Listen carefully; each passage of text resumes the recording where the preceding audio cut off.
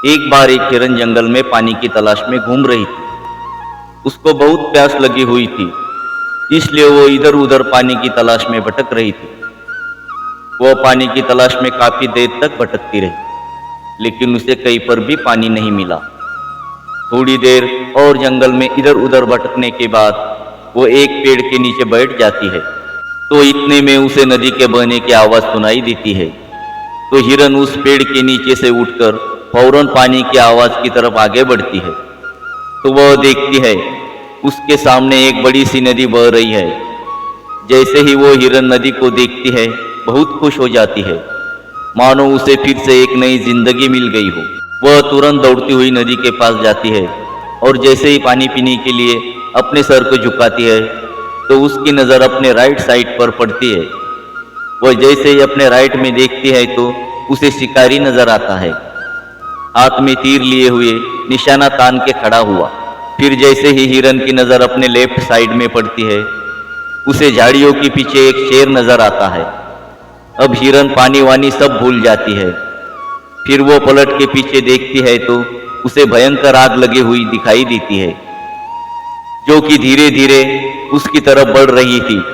अब हिरन जाए भी तो जाए कहाँ।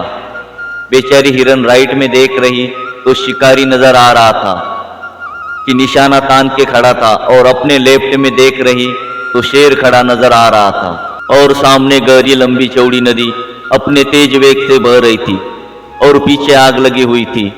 मतलब उसके लिए चारों रास्ते बंद हो चुके थे, चारों तरफ से मुसीबत आ चुकी थी। अब हिरन सोच में पड़ जाती है।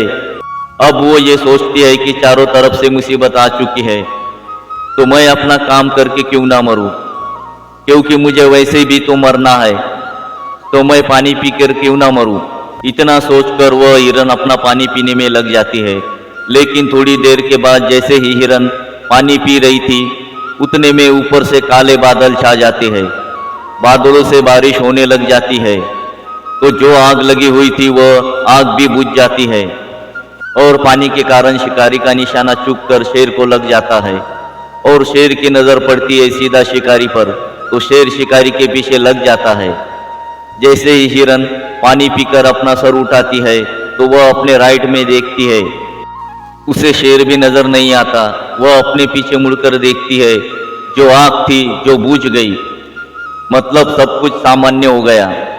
इस कहानी से हमें यह सीख मिलती है कि अपनी प्रॉब्लम से आपको ना तो डरना है और ना ही घबराना है, बस शांति से 2 मिनट के लिए सोचना है। हिरन के पास भी बहुत ऑप्शन थे, या तो पानी में छलांग लगा सकती थी या इधर उधर भाग सकती थी, लेकिन उसने शांति से सोचा और वो अपने काम में लगी रही। वो पानी पीने आई थी और पानी पीने लगी।